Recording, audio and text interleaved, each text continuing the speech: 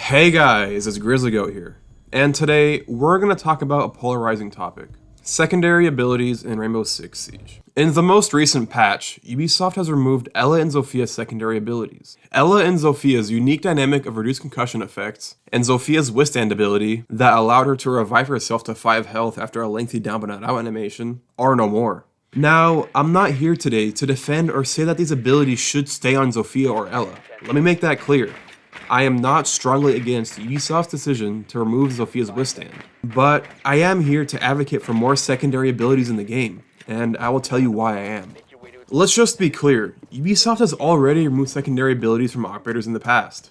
Echo used to be immune to Dokkaebi calls, that is no longer the case. Echo also used to be immune to IQ scanner when he was on cams, but that is also no longer the case. But there are also operators that do still technically have secondary abilities.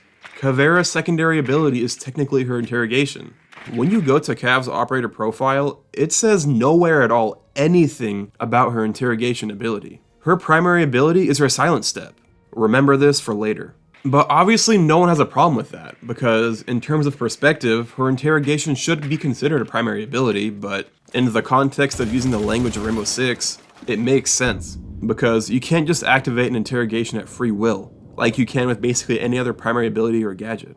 It is also important to note, Ubisoft quite literally implemented an operator with a secondary ability in the game just this season, Aruni. Like Cav, it doesn't say on her profile anywhere that she can punch large holes in a wall. So why was there such a huge outcry about the changes to Zofia and Ela? Well, these two operators honestly embody what a secondary ability is, and there's also the aspect of lore. I mean, of course, there is the excitement and anticipation every time you go down to Zofia and say, maybe this time I will finally be able to pull it off, which likely most people just have not done. Which is also another reason why people are mad. You rarely ever see it pulled off, so why is it a problem? I agree this argument does hold some weight, but the number one biggest factor and what I feel like really gave Ubisoft the green light is that Zofia is just simply put one of the best attackers in the game right now. So you could say Ubisoft did this as a balancing move. And here's where my proposition comes into play. So, as the title says, why do I think that secondary operator abilities need to be a thing? Well, if we take a quick look at Operation Shadow Legacy, this was a massive mark for Ubisoft, because they finally started seriously using attachments as a balancing element. But I think Ubisoft needs to go further. Think about operators like Goyo. Goyo before his nerf was at least an average operator. He was a fairly popular alternative to Smoke in terms of being an area of denial operator. But at least in my own experiences, in about the 300 plus rank games that I've played since then, I cannot remember seeing Goyo more than 10 times. Ubisoft obviously can't reverse the changes that they made by adding his third shield back, because obviously Pro League would go absolutely nuts. But what else can they do to really make Goyo a viable and popular operator right now? He already has a nitro cell, and he already has one of the best defending primaries in the game. What else can they do to make him good? They could give him a secondary shotgun or more variety for attachments, but would this actually elevate him with a noticeable result? Frost was given a shotgun secondary, but is her pick rate or win rate going to increase? Honestly, probably not. It's just one of those quality of life buffs for people who do play Frost. One unique way to go about buffing an operator in a state like Goyo would be to give them a secondary ability. When you run into dead ends with other variables of operator balancing, you have to create new ones. So now you might be asking, okay, now what kind of ideas might you have for Goyo as a secondary ability? Well, at least to my capacity of knowledge, there would be 3 types of secondary abilities, each step being increasingly powerful.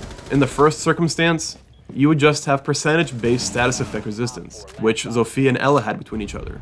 I am okay with things like this being added, but in a very limited fashion. Having small little bonuses like a random operator getting a 15% flash resistance would be way too excessive and ticky-tacky. The dynamic that previously existed between Zofia and Ela was something that honestly I didn't mind, but I understand why it was removed. This percentage-based status effect modifier secondary ability can have a place in the game, but extremely limited. The next stage of secondary ability, Stage 2, would be similar to Zofia's Withstand, a mini interactive ability. Other similar abilities to this are previously mentioned old interactions from Echo to Dokkaebi and IQ. These abilities are a step above just a number modifier, something that entails something of interaction. Then the final step to secondary ability concepts, Stage 3. This would be considered an ability that is too small or not impactful enough to be just a standalone ability on an operator, but something that carries enough weight to be something that should be active and common knowledge in the mind of a Rainbow player. We already have an operator just like this, Kavera. If you separated her ability to interrogate and silent step into 2 different operators, those operators would be terrible. But with her primary ability of silent step together with her secondary ability of interrogations, this makes her an operator who is a force to be reckoned with.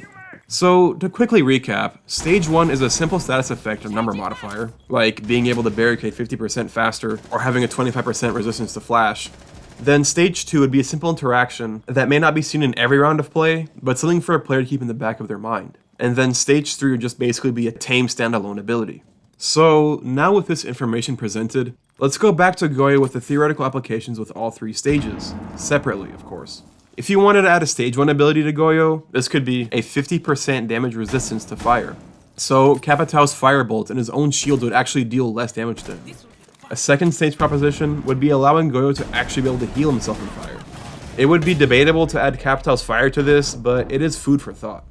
And then a third stage ability would be something like him setting a tripwire in open doorways that cause a barricade to fall in place when tripped. Now, obviously when overviewing this, the thing that likely most players would want to avoid are Stage 1 types of secondary abilities, because they can just sometimes be incredibly annoying to go against and remember. But like I have been saying in this video, it would have to be used very conservatively and for the right operators. Things like Stage 2 and 3 are more realistic, and much smoother flowing additions into the game that Ubisoft could actually look into, with the community responding in positive stimulus. But you could disagree. What do you think about these propositions and examples I have made in terms of adding a secondary ability for Goyo? Now, some might argue, okay, Rainbow Six is an insanely hard game to learn, so how will newer not so hardcore players know about and learn about this stuff? Well, I'm right there with you on the argument, but let's be honest, Rainbow just does a terrible job in general with being friendly to new players. I hope you guys know that they have been using the same 3 tutorial videos since launch in the game. But, back to the topic, how will the game tell you about these abilities, without you having to learn the hard way? Well, there is a fantastic place called the Operator Profile that still has a lot of empty space left over for it to tell you all sorts of things. I actually find it kind of bizarre that I was just thinking about making this video the other day, and I had just seen Rogue9's recent video on Kali, in which he does literally the exact same thing. Great minds think alike, I guess. But yes, plain but simple. Ubisoft can literally just put it on the profile of the operator. I mean, let's think about it this way. I talked about Kavera earlier. You remember that? We already have an operator in the game that has a secondary ability that isn't told to you. So the only way you know that Kavera has the ability to interrogate you is by word of mouth by another friend, or you're the one under the knife. Now, I must talk about this topic at least briefly in this video, and this regards the lore aspect of Siege. I have been a proponent for more story and just more flavor in the personas of the Rainbow Operator since the very beginning in 2015. But back when Ubisoft removed Mozzie Super Shorty a while ago, that was kind of clear to me that they really don't care too much about maintaining that sort of persona in the actual game. When the discussions were in the air about Mozzie's nerf, I actually wanted him to lose his Nitrocell rather than his shotgun, but unfortunately one of the biggest icons from one of the biggest Team Rainbow personas was removed. And after that, I just kind of put my hopes aside, and I have no strong interest in Ubisoft maintaining things like that, just like Zofia and Elle's concussion resistance to each other. If you want to hear me talk more about lore in Rainbow Six Siege in the future, consider subscribing because I do plan on making a video about this in the future. That's all for the main part of the video, but I really want to hear what you guys have to say. Do you agree with adding in more secondary abilities in Siege? If so, what operator would you like to see it on? And what ability would you like them to have? I really hope to start some discussions with you in the comments down below. If you made it this far, I appreciate it a ton, and please consider liking or sharing this video. It helps me out a lot. Thank you for watching, and until next time, Grizzly Goat out.